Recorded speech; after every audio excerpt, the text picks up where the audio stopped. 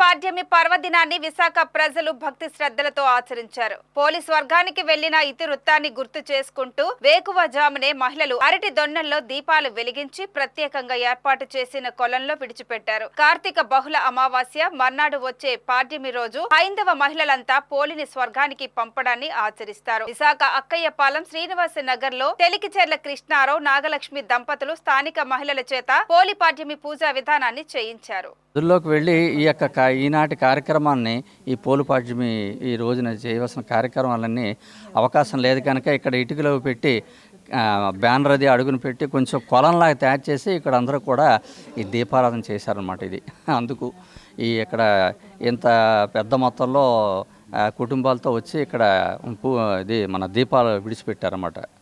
అది నదిలో విడిచిపెట్టేట్టుగా వాళ్ళు భావించే చక్కగా. సో అందరూ కలిసి లైన్లో వాళ్ళు ఎప్పుడు కూడా ఐకమత్యంగా ఉంటారు. ఇటువంటి పర్వదినాల్లో ముఖ్యంగా అందరూ కూడా ఒకే దగ్గరికి చేరి ఈ యొక్క పూజాధికాలు చేస్తుంటారు. అది విశిష్టత ఈ యొక్క అక్కయ్యపాలెం శ్రీనివాస నగర్ తాలూకుది. అది హిందూ ధర్మంలో ఎవరినైనా సరే స్వర్గం అంటే మోక్షం వస్తుంది. ఏదైనా సరే భక్తి విశ్వాసములతో భగవదారాధన చేస్తే మరి జాతి కుల మతంతో భేదం లేకుండా ఆ పరమాత్మ మనకి తప్పగా అనుగ్రహిస్తాడు అనడానికే ఈ యొక్క నిదర్శనం. అందుకే పురాణ గ్రంథాల్లోనే ఆ పాత్రల ద్వారా మనందరికీ చెబుతుంటారు, ఫలానా విధంగా మనం చేస్తే ఆచరిస్తే మనకి మోక్షముక్తి వస్తుందని. దీనికి ఎవరూ అతీతం కాదనమాట.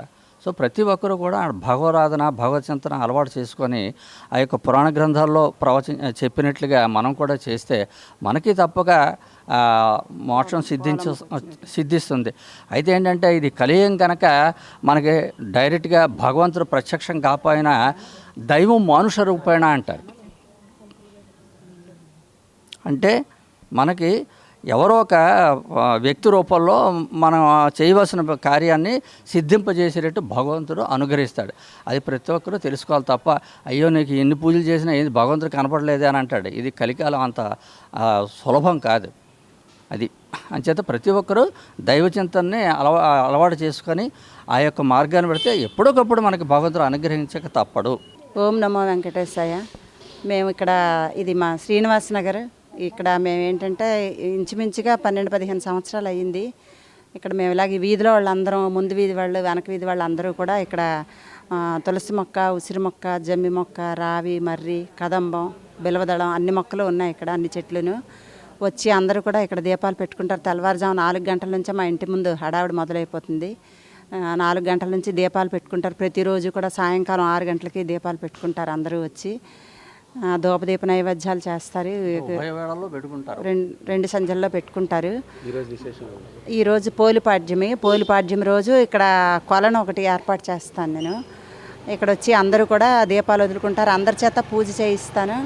లక్ష్మీనారాయణకి, కార్తీక దామోదరునికి పూజ చేయించి ఇక్కడ దీపాలవి ఇందులో వదులుకుంటారు. అందరూ అరటి డప్పుల్లో తెచ్చి అందరూ చాలా భక్తితో ఇక్కడ అందరూ చేసుకుంటారు. అందరూ కొంచెం నాకు సహకరిస్తారు. నేను చేయలేనని చెప్పి ఇక్కడ అంతా పసుపులు బొట్లు పెట్టడం అందరూ కూడా సహకరిస్తారు. అందరం కలిసి చేసుకుంటాం. ఇక్కడ చాలా బాగా జరుగుతుందండి. చాలా ఆనందంగా చాలా బాగా జరుపుకుంటారు. పోలిపాడ్యమి అదే కార్తీక మాసం అంతా నెల్లాళ్ళు దీపాలు వెలిగించుకుంటారు కదా. పోలిపాడ్యమి రోజు పోలంలాగా అందరూ కూడా బొందితో స్వర్గానికి వెళ్ళాలని చెప్పి, ముక్తి రావాలని, మోక్షంకి చేసుకుంటారు అందరూ కూడా. పోలిపాడ్యమి అది చేసుకుంటారు. ధూపదీప నైవేద్యాలు అన్నీ పెట్టుకుంటారు అందరూ. ఇక్కడ అందరూ చేసుకొని ఇప్పుడు తెల్లవారుజామున ఇప్పుడు అన్నీ చేసుకుని ఇంటికి వెళ్ళి మళ్ళీ ఇంట్లో పూజలు చేసుకొని నైవేద్యాలు పెట్టుకొని అందరూ ఒకరికొకరు ఇక్కడ పిండి వంటలు అందరూ పంచుకుంటారు అనమాట. అందరం కలిసికట్టుగా చేసుకుంటామండి మేమందరం కూడా. టిఫిట్ రోడ్లో ఉన్న శ్రీనివాస నగరు. ఇక్కడ వినాయకుడు తర్వాత శివుడు టెంపుల్ కూడా ఉంది. సో ఈ సంవత్సరం కార్తీక మాసం సందర్భంగా ఈ సంవత్సరం మా గుడి రెనోవేషన్ చేస్తున్నారు. సో అది ఇంకా నెక్స్ట్ మంత్ రీఓపెన్ అవుతుంది. సో ఇక్కడ మేమందరం అంటే ఈ వీధిలో ఉన్న వాళ్ళందరూ, ఆడవాళ్ళందరూ కలిసి కార్తీక మాసం రాగానే ఇక్కడ వీళ్ళు యాక్చువల్గా జయ గారు, మా కృష్ణారావు గారు ఇక్కడ అన్నీ అరేంజ్ చేసి అందరికీ సదావకాశాన్ని ఇస్తారు. అలాగే పోలిపాడ్యమి సందర్భంగా ప్రతి సంవత్సరం ఈ పండగ ఇలాగ మేము జరుపుకుంటాము. సో పోలిపాడ్యమి అంటే ఇది నెలంతా అందరూ ఆల్రెడీ జయ గారు చెప్పారు, ఈ ఈ నలుగురు కోడళ్ళు ఉంటారు. నలుగురు కోడళ్ళు ముగ్గురు కోడళ్ళని అత్తగారు తీసుకెళ్తారు, వాళ్ళ చేత చేయిస్తారు పూజలు. ఈ 4వ కోడలు చాలా భక్తురాలు. ఆవిడ బాగా చేసిస్తే ఈ అత్తగారికి ఎక్కడ పేరు రాదో అని చెప్పేసి ఆ 4వ కోడల్ని ఇంట్లో ఉంచేస్తారు. సో ఆవిడ మహాభక్తితో ఈ నెలంతా ఆవిడ చేయదు, అంటే ఆవిడ ఇంట్లో పనన్నీ చేస్తూ ఉంటుంది పోలమ్మ. సో ఆఖరిని వీళ్ళందరూ వెళ్ళిపోతున్నారు కదా, అట్లీస్ట్ నేను ఏదో చేస్తాను అని చెప్పేసి కవ్వంలో ఉన్న చిన్న వెన్న తీసుకుని, అక్కడ పత్తి ఉంటే చిన్న పత్తి తీసుకుని ఒక దీపం గబగబా పెట్టేసి మళ్ళీ ఇంట్లోకి వెళ్ళి పడుకుంటూ పోతుంది పోలమ్మ.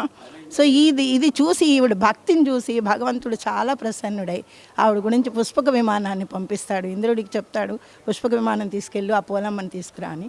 సో పోలమ్మని ఇంద్రుడు పుష్పక విమానం వస్తుంది, పోలమ్మని బొందుతో సహా పోలమ్మని తీసుకువెళ్తుంది.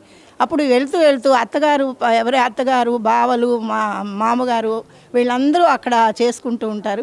ఈ పొలం వెళ్ళిపోతుంటే అయ్యో మన పొలమే పుష్పక విమానంలో వెళ్ళిపోతుందని చెప్పేసి పోలమ్మని చూసిన తర్వాత వీళ్ళు కూడా అత్తగారు కూడా ఆ పుష్పక విమానాన్ని పట్టుకుంటారు. వాళ్ళ వెనకతల కోడళ్ళు అందరూ కూడా పుష్పక విమానాన్ని పట్టుకుంటారు. అయితే వీళ్ళు అంటారనమాట, మీరు పుణ్యం చేసుకోలేదు, పుణ్యం చేసినా మీరు దేవుడి దగ్గరికి వచ్చి వేరే మాటలన్నీ ఆడుకుంటున్నారు కానీ భగవంతుని నామం అస్సలు చేయట్లేదు. అంటే వస్తారు, అందరూ పూజ చేస్తారు, కానీ పుష్పాలు వేసినప్పుడు అక్షింతలు వేసుకున్నప్పుడు ఇంట్లో ఏదో మాట్లాడుకుంటారు, కబుర్లు మాట్లాడుకుంటారు, కానీ భగవద్ధ్యానం అయితే ఉండదు.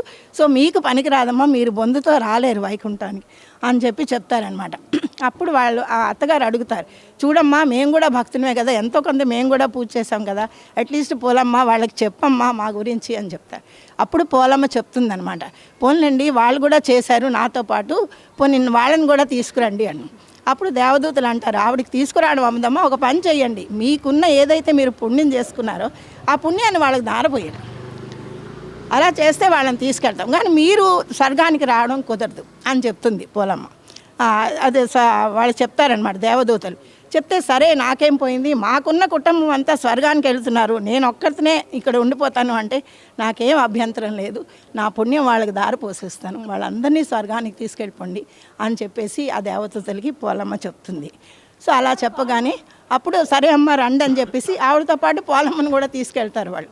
అప్పుడు వాళ్ళు అడుగుతుంది పోలమ్మ, అదేంటి నాది దానం చేసేసాను కదా వాళ్ళకి, నేను చేసుకున్న పుణ్యం అంతా నేను ఎందుకు వస్తాను స్వామి అంటే, అమ్మ నీకున్న మనసు అటువంటిది, నీకు పరీక్ష పెట్టడానికి అలా చెప్పాము, నీ పుణ్యాన్ని వాళ్ళకి దారిపోసేస్తావు, వాళ్ళని పంపిస్తున్నావు అంటే నువ్వు మహా పుణ్యాత్మురాలివి, నిన్ను తీసుకెళ్ళిపోతే ఎలాగమ్మా అని చెప్పి వాళ్ళందరినీ తీసుకెళ్తుంది. అదే ఇందులో పోలమ్మకి మనం ఇందులో నేర్చుకోవాల్సిన నీతి ఏంటంటే, మనం చేసినా చేయకపోయినా వేరే ఒకరికి ఏదో వాళ్ళ చేత చేయించడమే అదే మహాపుణ్యం అంటారు.